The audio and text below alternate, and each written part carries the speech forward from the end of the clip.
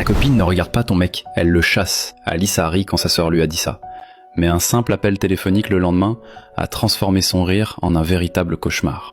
L'amitié entre Alice et Sarah datait de l'école primaire. À 25 ans, elles étaient comme les deux doigts de la main, partageant tout. Secrets, vêtements, et même leurs rêves d'avenir, jusqu'à ce que Marc entre en scène. La surprise au restaurant. Marc était le genre d'homme qu'on ne croise que dans les magazines. Riche, élégant et d'une courtoisie sans faille. Lorsqu'il invita Alice au restaurant, celle-ci, inséparable de Sarah, insista pour qu'elle les accompagne. Elles attendaient à table depuis 10 minutes quand les portes s'ouvrirent. Marc entra, imposant, dans un costume parfaitement taillé. En le voyant, le visage de Sarah se décomposa, puis s'illumina d'un éclat étrange. « Mais c'est toi le copain d'Alice » s'exclama Sarah, presque essoufflée. Alice, surprise, les regarda tour à tour. « Vous vous connaissez ? On était dans la même école » répondit Sarah, avec un sourire un peu trop large.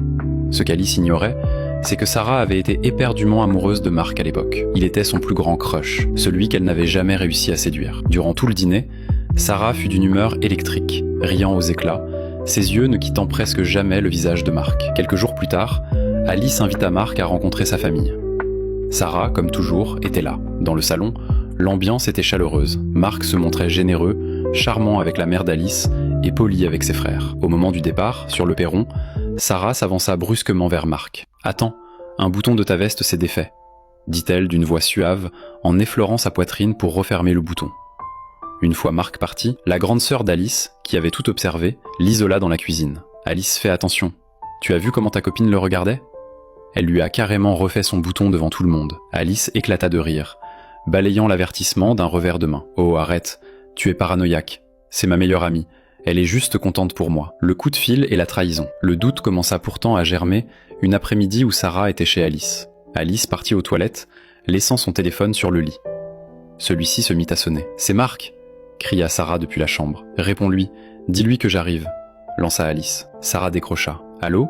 dit-elle, sa voix changeant instantanément pour devenir plus douce, plus flirteuse. À l'autre bout, Marc parut surpris. « Alice ? Non, c'est sa copine. »« Ah d'accord, tu as une très belle voix » plaisanta Marc poliment. « Dis à ma future femme que je la rappelle plus tard. » Le visage de Sarah se crispa à l'idée du mariage. Elle fixa le numéro de Marc sur l'écran et d'un geste rapide, le copia dans son propre répertoire avant d'effacer la trace de son appel. Quand Alice sortit, Sarah lui rendit l'appareil avec une froideur inhabituelle. Il a dit de le rappeler. « Mais pourquoi tu veux te marier si vite ?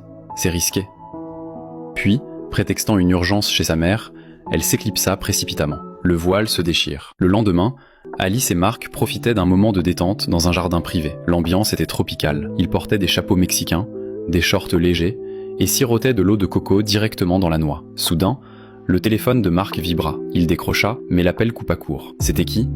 Le numéro n'est pas enregistré, demanda Alice, intriguée. Marc haussa les épaules avec une honnêteté désarmante. Oh, j'oubliais, ta copine m'a appelé ce matin. Le cœur d'Alice manqua un battement. Ma copine ? Comment a-t-elle eu ton numéro ? Je pensais que tu le lui avais donné, répondit Marc. Ne t'inquiète pas, elle m'a juste dit qu'elle voulait que je t'épouse parce que tu es une bonne personne. Alice resta silencieuse, fixant le vide. Elle repensa au bouton de la veste, au regard de Sarah au restaurant et à cette voix charmante entendue derrière la porte des toilettes. Elle comprit enfin que Sarah ne l'encourageait pas, elle marquait son territoire. Le doute, tel un poison lent, venait de s'installer définitivement. Sarah est-elle vraiment sa meilleure amie ? Abonne-toi et mets un cœur pour l'épisode 2.